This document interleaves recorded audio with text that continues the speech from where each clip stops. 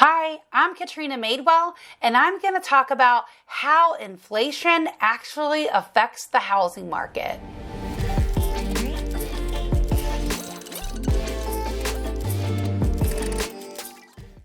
Here in the Tampa Bay area, our median home price is in the mid to upper 400s.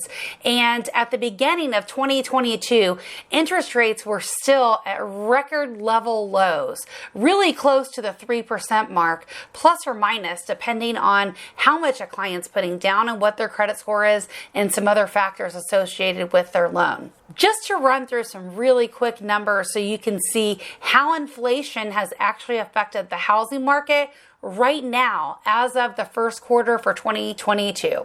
If a client was purchasing a $500,000 house, putting 20% down, which is $100,000, and they were at 3% over 30 years, the principal and interest payment would be $1,686 and change. And fast forward within a 90-day time period, the interest rates have went up by approximately 2%. So a lot of buyers right now are factoring an interest rate around 5%. So if you take that same scenario, $500,000 with 20% down at a 5% interest rate, as opposed to a 3% interest rate, that payment is now $2,147 and change.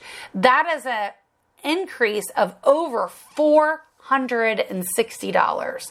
And keep in mind, this is just over a 90-day time period. So combining the record high prices with the very swift increase in interest rates, $460 is a significant amount that would stack up in a car payment and a mortgage payment for a loan and then some.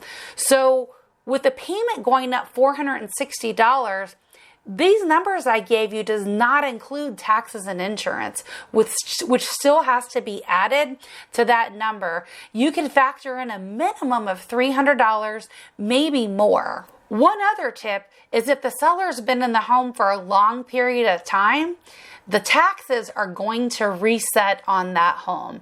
And with the rising house prices and tax assessed value, we're seeing huge numbers on tax bills come back, and that can be a big adjustment from one year to the next. Remember, our taxes are paid in arrears, so you won't get the bill till the very end of the year for the entire year that has just passed.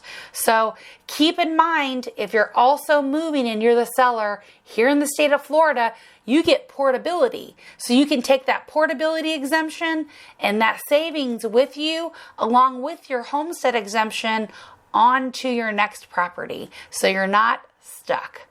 Watch for more tips like this so you can understand how inflation and interest rates in this market will affect you when you're buying a home right here in Tampa.